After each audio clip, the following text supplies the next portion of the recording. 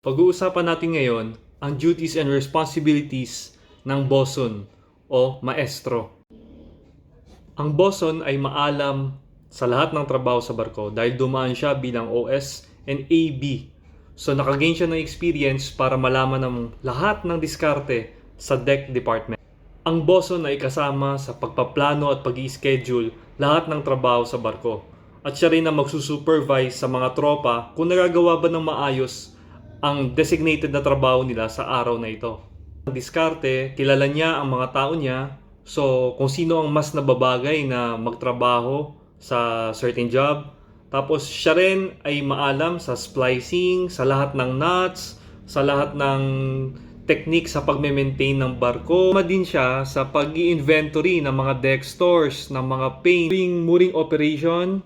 Siya naman na nagpe-prepare ng mga lines, mooring wires na gagamitin para sa mooring. And during anchoring, kasama siya ni Chiefmate sa proa para maglaglag ng angkla o pagbibira ng angkla. Overall, napaka-importante ng trabaho ng boson dahil siya ang nagsusupervise ng mga tao para sa overall performance ng barko. Don't forget to like and subscribe to my channel.